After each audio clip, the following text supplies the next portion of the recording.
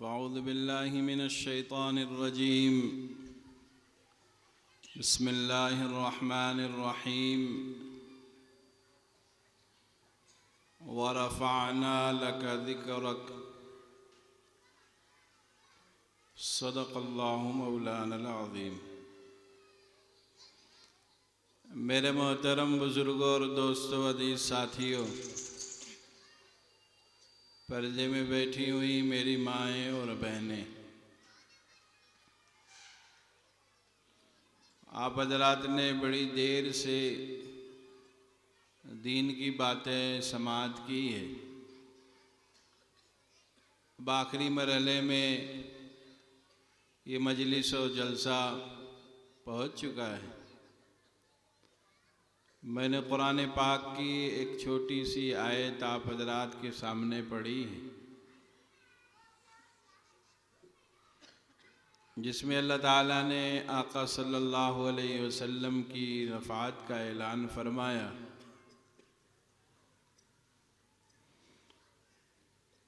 और क्यों ना हो, अल्लाह ताला ने हमें बग़ैर इस्तेक़ाक़ के इतना अज़ीमुश्शान नबी दिया।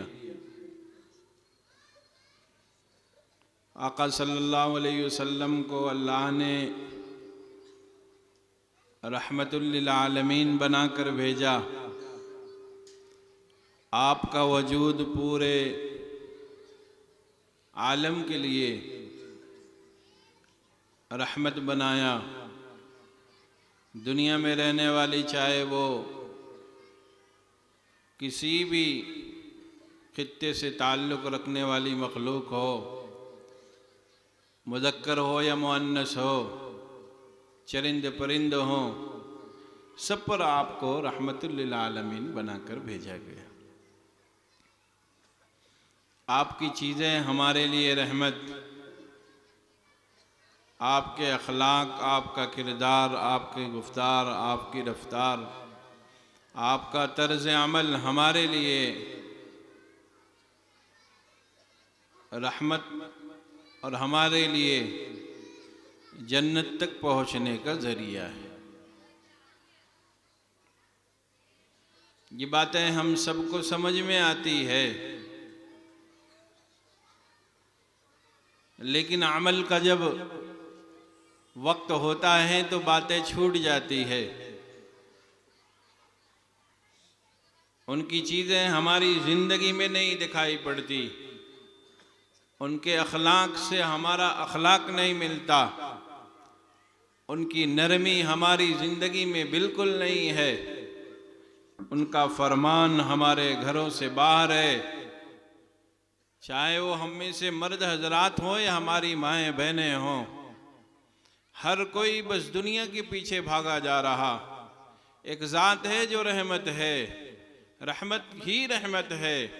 आपका पूरा अमल रहमत का ज़रिया है, लेकिन हम उसके बरअक्स जाकर दुनियावी निज़ाम में इतना ज़्यादा लगे हुए, दुनिया की तरफ इतनी तेज़ी से भाग रहे कि हमें ख्याल भी नहीं होता है कि हमें जाना कहाँ पर है, हमें बातें सुननी किसकी है, हमें अमल करना किसका है, पता ही नहीं चलता है। चाहे वो हमारी माएँ बहनें हों, चाहे हमारा वो नौजवान हो, चाहे हमारे घर के ज़िम्मेदार लोग हैं, सब के सब अपने अपने मौक़ों पर जब वक्त आता है अमल का तो राह फ़िरार इख्तियार कर जाते हैं। वो समझते हैं कि इसमें हमारे लिए उलझनें हैं, वो समझते हैं कि हमारे लिए इसमें रुसवाइयाँ हैं, हालांकि नहीं है। अल्लाह ने कुरान में फरमाया, नबी तुम्हारे लिए रहमत है और नबी सल्लल्लाहु अलैहि वसल्लम की तमाम चीज़ें तुम्हारे लिए रहमत है।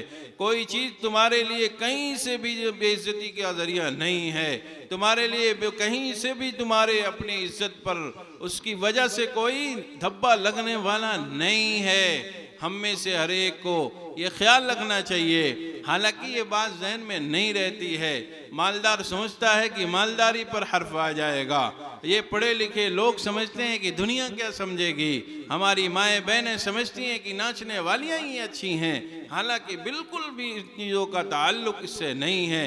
इज़्ज़त तो अल्लाह की और अल्लाह के रसूल की, रसूलुल्लाह सल्लल्लाहु अलैहि वसल्लम के मानने वालों के लिए है, बकिया लोगों के लिए इज़्ज़त है ही नहीं।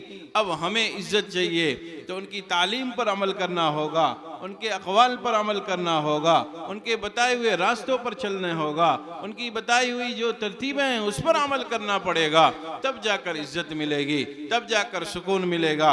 लेकिन हमारा हर तबका, हम में से जो जिस एतबार से भी किसी फ़न का माहिर होता है, उसका पहला काम है कि वो रसूलुल्लाह सल्लल्लाहु अलैहि वसल्लम की सुन्नतों को छोड़ दे। माए बहने, आज हमारे घरों में नाचने वालों के तस्करे होते हैं, गाने वालों के तस्करे होते हैं, उनके फैशन का आपस में गुफ्तगू होती है कि ये फैशन कौन सा, कैसा लिबास पहना जाए। उसे ख्याल नहीं आता कि वो रसूलुल्लाह सल्लल्लाहु अलैहि वसल्लम के घर को पढ़ ले।